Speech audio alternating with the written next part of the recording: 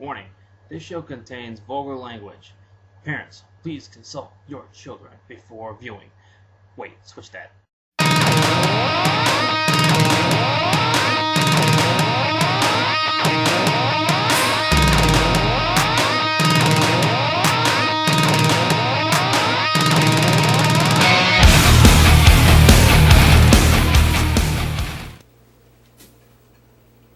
Episode 7!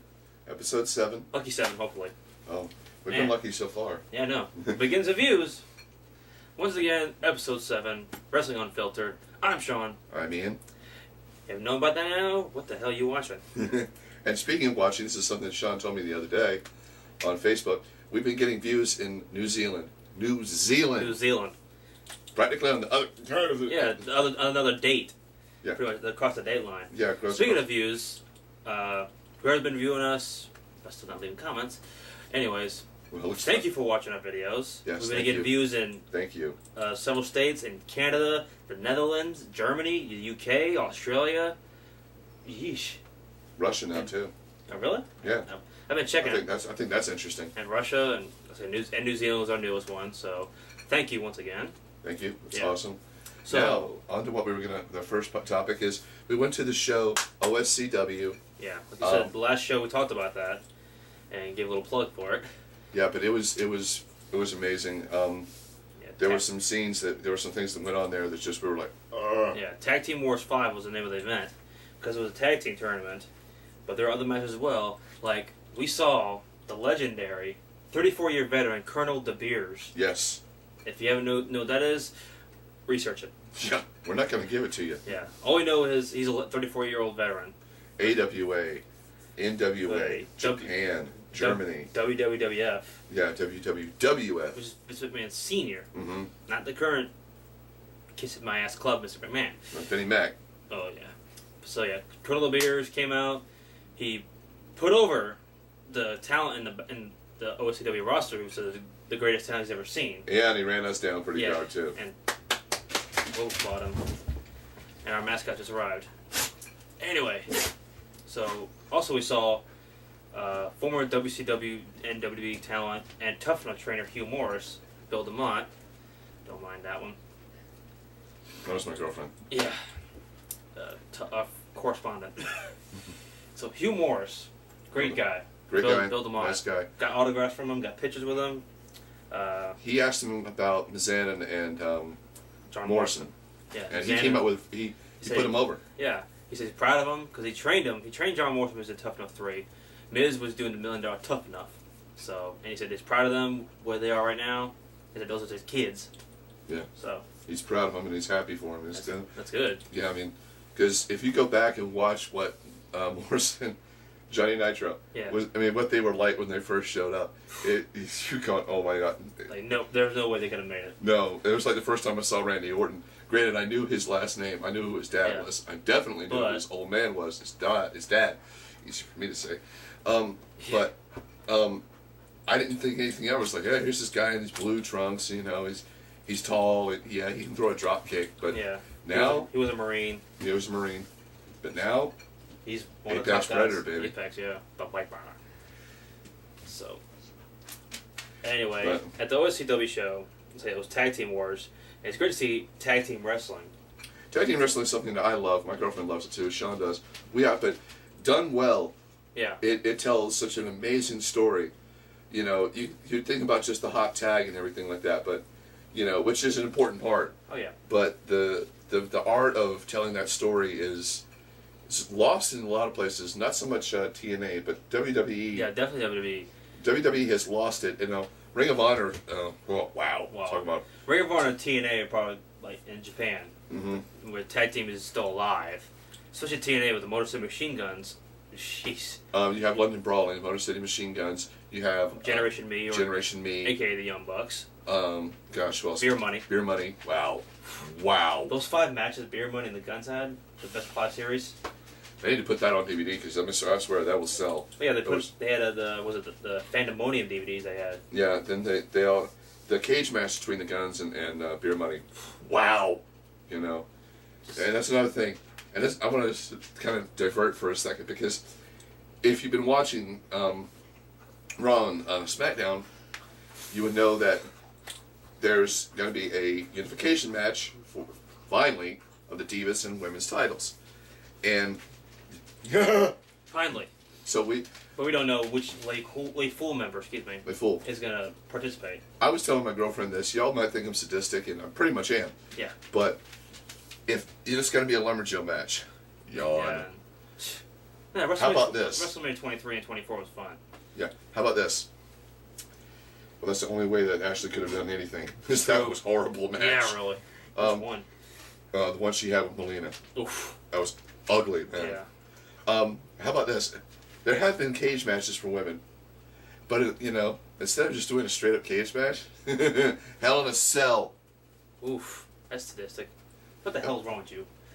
It's a lot, honestly.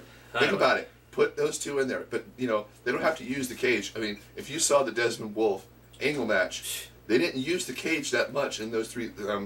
Well, they could in the first two. I know, but Bret Hart and Owen in their cage match, they didn't really use it that much. Yeah, they use it more as a leverage thing. Yeah. What about that? That would basically be there's a roof on it. It's a cage. There's no way. No escape. No escape. There's no way that the other member of Layful could get in. Yeah, they should. Unless Michelle could get out. Yeah. Unless Layla participated. We don't know. Or later. They couldn't get out. So it's basically, you're in there, you're alone with whoever you're with. In this case, Melina was a Hellcat. Mm-hmm. You want to, and I'm sure that Melina would have her way. So, but let's divert back to OSCW if you don't mind. Oh, speaking of women, we saw one woman. Ooh, that was sick. A valet, I guess, a manager, take the sickest Michinoku driver from a tall, scary dude. Bigger than me. She was dropped on her head and neck. How was she walking? I don't know. She sold it so well. Good lord. Sold it well. But we saw her afterwards. Yeah. I'm surprised. No, because she said she had a hell of a headache. I'm like, well, duh. Yeah, I need a chiropractor. Yeah, I mean. But the whole show was great. The whole show was freaking awesome. Yeah. They did a 10-bell salute to the late great Luna Vachon, who passed away recently. Also, Skandor Akbar, another great manager. Yes. But see, that's the thing. 10-bell salutes, you don't really see them, especially in WWE anymore. For what reason, I don't know. Well, I don't know, because unless they do them before they shoot, which doesn't really make that much sense, because I think that they should do it. For the people that have passed away recently, Bam Bam, Mike Awesome, Skandor, Luna, Sherry, Lance Cade, who we covered a couple of videos ago. Mm-hmm. Do you think that they would stop and say, hey, No, let's show respect. Yeah. But they think, okay, these guys, people, no. I think WWE's problem is they die of, they see drugs around them, they say, oh, no, we don't have nothing to do with that. Like, so what? That's their home life. Just because you found drugs and me, they're doing them. So what? Everybody can tell you that, where they were when certain moments happened. Mm-hmm. But, that's because there was an emotional attachment to it. Like, I'll never forget where I was on September 11th. Oh, yeah. I will never forget it. And by the way, we are going to be doing a special show. September 11th show. We're going to talk about where we were and, how it's been since 9 years. 9 years, man. Jeez. Now, I want to know where I was then. But you asked me where I was when I found out about Mike Awesome. I read it, but, I didn't really get that emotional, kind of attachment to it. But when Eddie Guerrero died. I will never freaking forget that. I've said it before. In another episode, I cried like a baby.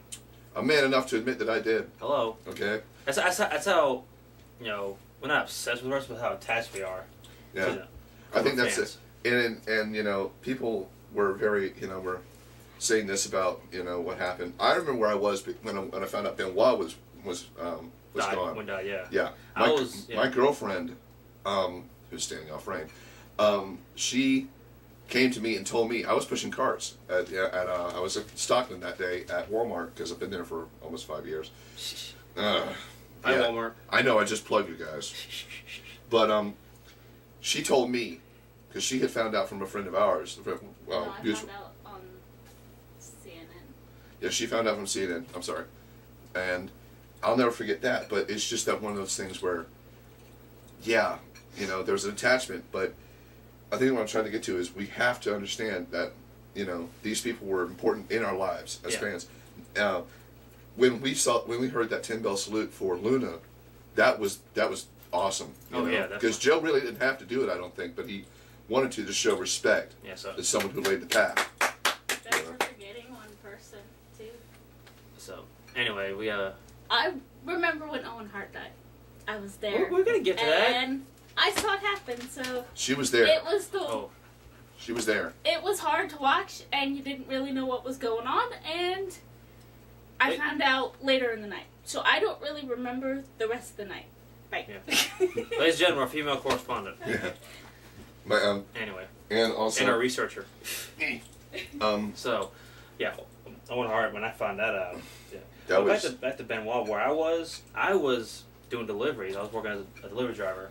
And I came back, the TV was on, it was Raw, and they were doing, obviously, tribute speeches.